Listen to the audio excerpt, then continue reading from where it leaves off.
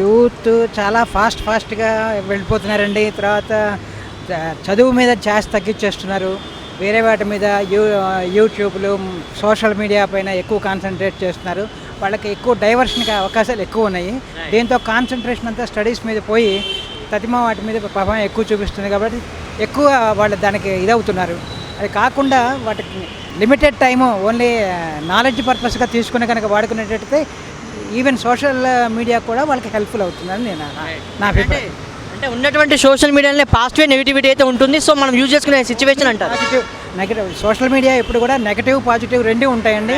మీరు పాజిటివ్ తీసుకుని నెగిటివ్ కనుక వదిలిపెట్టేటైతే it will be definitely useful for youth. So present ఉన్నటువంటి ఎడ్యుకేషన్ సిస్టమ్ ఎలా ఉంది అంటే ఇప్పుడు చూసుకున్నట్టయితే చిన్న క్లాస్ స్టూడెంట్స్కి కూడా లక్షల్లో ఫీజులు ఉంటున్నాయి. అంటే ఇటువంటి ఈ జనరేషన్లో అసలు పైసా పుట్టడమే కష్టం అన్నటువంటి ఈ జనరేషన్లో ఒక ఎల్కేజీ యూకేజీ స్టూడెంట్స్కి ల్యాక్స్ ఆఫ్ ఫీజెస్ అనేది చేస్తున్నారు. సో ప్రజెంట్ ఉన్న ఎడ్యుకేషన్ సిస్టమ్ మీద మీ ఒపీనియన్ ఏంటి? ఎలా ఉంటే బాగుంటుంది? Actual present education system quality బాగా పూర్తిగా తగ్గిపోయిందండి. యాక్చువల్గా కారణాలు ఏంటంటే కాంపిటీషన్ హై కాంపిటీషన్ ఉండడంతో చిన్న స్టడీస్ బేస్ దగ్గర నుంచి కూడా క్వాలిటీ ఎడ్యుకేషన్ అవసరం. కాబట్టి పేరెంట్స్ ఏమనుకుంటున్నారంటే డబ్బులు ఎక్కువ ఖర్చు పెట్టేదే క్వాలిటీ ఇంక్రీజ్ అవుతుందని అనుకుంటున్నారు. But it is not correct way. But even government స్కూల్స్లో కూడా తల్లిదండ్రులు కనుక ఫాలో అప్ చేసినట్లయితే క్వాలిటీ ఎడ్యుకేషన్ డెఫినెట్గా వస్తుంది. జనరల్గా తల్లిదండ్రులు ఎక్కువ డబ్బులు ఖర్చు పెట్టడానికి వీలు కాకుండా ఇంట్లో కూడా కాస్త చూసుకొని పిల్లలకి కనుక సరైన గైడెన్స్ ఇచ్చేట్లయితే క్వాలిటీ ఎడ్యుకేషను డెఫినెట్గా వస్తుంది. వాళ్ళ ఫ్యూచర్ కూడా బాగుపడుతుందని మా అభిప్రాయం. సార్ ఇంకోటి ఏంటంటే ప్రజెంట్ ఈ జనరేషన్ ఎలా ఉందంటే కేవలం ఒక గవర్నమెంట్ జాబ్ ఉంటేనే ఒక ఇంటికి పిల్లనిచ్చేటువంటి విధంగా ఉంది. అంటే ప్రజెంట్ ఉన్న జనరేషన్లో యాక్చువల్గా ఉన్న జనాభాకి ఉన్నటువంటి గవర్నమెంట్ జాబ్స్కి సో టాలీ కాదు. సో ప్రతి ఒక్కరు గవర్నమెంట్ జాబ్ కోసం కొన్ని ఇయర్స్ ఆఫ్ టైం అనేది వేస్ట్ చేస్తున్నారు. సో వాళ్ళకు మీరు ఎటువంటి మెసేజ్ ఇస్తారు? ప్రతి వారికి గవర్నమెంట్ ఎంప్లాయ్ అంటే పాసిబుల్ కాదు కదా. సో గవర్నమెంట్ ఎంప్లాయ్తో పాటు లైక్ ఎనీ స్టార్టప్ బిజినెస్ కానీ ఒక బిజినెస్ ఐడియా దీనిపైన మీ ఒపీనియన్ ఏంటి? వెరీ గుడ్ క్వశ్చన్ అండి. గవర్నమెంట్ ఉన్న పాపులేషన్ పాయింట్ ఆఫ్ వ్యూలో ప్రొవైడ్ చేయటం అందరికీ సాధ్యపడదు. కారణం ఏంటంటే రిసోర్సెస్ క్రంచ్ ఉంది. ప్రతి రిసోర్సెస్ ఎక్కువగా గవర్నమెంట్ దగ్గర లేవు. కానీ ప్రతి యూత్ కూడా there are so many alternatives to live their lives, to stand on their own legs.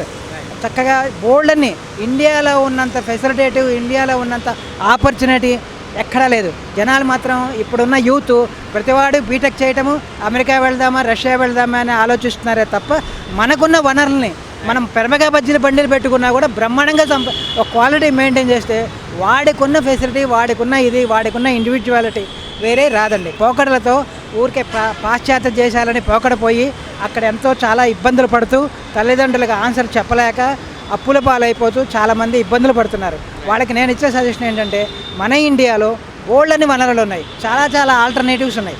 Youth దాని మీద దృష్టి పెట్టి ఉండేటట్లయితే వాళ్ళు చక్కగా ముందుకు భవిష్యత్తు వాళ్ళకు ఉంటుందని నా అభిప్రాయం. సార్ ఇప్పటి వరకు మీరు స్పెండ్ చేసేటువంటి ఈ లైఫ్లో ఎన్నో సిచ్యువేషన్స్ చూసుంటారు.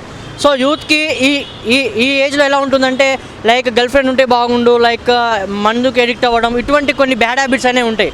సో మీ లైఫ్లో ఉన్నటువంటి ఒక ఇన్సిడెంట్ని ఎగ్జాంపుల్గా తీసుకొని సో ఇలా ఉంటే బాగుంటుందని చెప్పుకునే ఒక ఇన్సిడెంట్గా ఏమని చెప్పుకోవచ్చు అంటారు? సార్ ఇవాళ youth because of this culture, western culture, social media వాళ్ళు అట్రాక్ట్ అయ్యి బానిసలు అయిపోతున్నారు మందులకి, వాటికి, గంజాలకి, వీటికి. అలా కాకుండా ఎడ్యుకేషన్ మీద కాన్సన్ట్రేట్ చేసి మనకున్న పరిస్థితి అంచనా వేసుకొని మనకి రిసోర్సెస్ని జాగ్రత్తగా వాడుకొని వాటికి మాత్రం బానిసలు కాకుండా ముందు కనుక వెళ్ళేటట్లయితే వాళ్ళ లైఫ్ చాలా బాగుంటుంది. అది చాలా నెససరీ కూడా.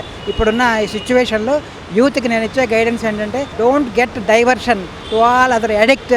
There are so many things in the society but we concentrate మీ ఎడ్యుకేషను, మీ ఇల్లు, మీ పరిస్థితి ఇవన్నీ అంచనా వేసుకొని వేటికి అడిక్ట్ కాకుండా ఉండటం చాలా మంచిది. వాళ్ళు చాలా మంచి భవిష్యత్తు కూడా వాళ్ళకు ఉంటుంది. సో హైదరాబాద్లో చూసుకున్నట్టయితే మోస్ట్ ఆఫ్ ద పీపుల్ ఎక్కడెక్కడి నుంచి వచ్చేసి హైదరాబాద్లో ఉంటుంటారు కదా. సో క్యాజువల్గా హైదరాబాద్లో ఉండేటువంటి మేబీ ఫ్యామిలీస్ కానీ ఎవరికైనా కూడా ఒక 15 to 20K శాలరీ అనేది ఎనఫ్ ఇక్కడ ఉండడానికి? హైదరాబాద్లో మీరు అన్నట్లు చాలామంది వేరే రాష్ట్రాల నుంచి ఇక్కడ ఉండటం వల్ల కానివ్వండి ఇక్కడ కాస్ట్ ఆఫ్ లివింగ్ ఎక్కువగా ఉంటుందన్నమాట, వాస్తవమే. కానివ్వండి మన ఇక్కడ ఉన్న బేస్ వాళ్ళకి మాత్రం 10-15 వేలల్లో ఒక్కొక్క పర్సన్ చాలా హ్యాపీగా బ్రతకచ్చు. బట్ దాన్ని ప్లాన్ చేసుకొని మీరు చూస్ చేసుకోవడంలో ఉంటుంది అది. అంతేగానండి వేరే నాకు అది కావాలి ఇది కావాలి అనుకునేటప్పుడు అది కాస్ట్ ఆఫ్ లివింగ్ డెఫినెట్గా ఉంటుంది. తర్వాత వేరే ప్రభావాలు వీటి మీద పడతాయి ఎక్కువ, అది కాస్ట్ ఆఫ్ లివింగ్ ఎక్కువ అవుతుంది.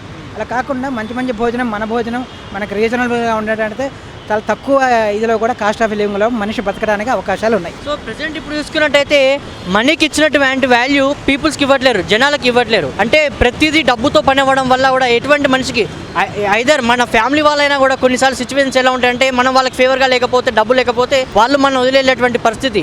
అసలు ఎందుకు వచ్చింది ఇటువంటి పరిస్థితి? దీని గురించి ఏమైనా చెప్పదలుచుకున్నారంటే ఏం చెప్తారు sir? Sir money is more important ఇవాళ. కానీ అట్లా అని అన్నిటికీ మనీయే మాత్రం ఇంపార్టెంట్ కాదు. మనీ ఇవ్వవలసిన చోట మనీకి ఇవ్వాలి, రిలేషన్కి ఇవ్వవలసిన చోట రిలేషన్ ఇవ్వాలి.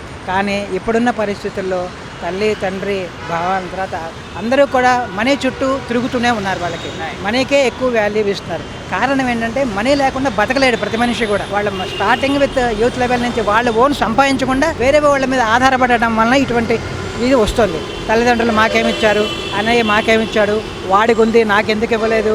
సో వాళ్ళ స్వతంత్రత మీద వాళ్ళు బ్రతికినప్పుడు ఇటువంటివన్నీ ఎరైజ్ కాదు. లేదు వేరే వాళ్ళకు ఉన్నాయి కదా నాకు ఇవ్వలేదు కదా అన్నప్పుడు ఇటువంటి ప్రాబ్లమ్స్ వస్తాయి మన మీద.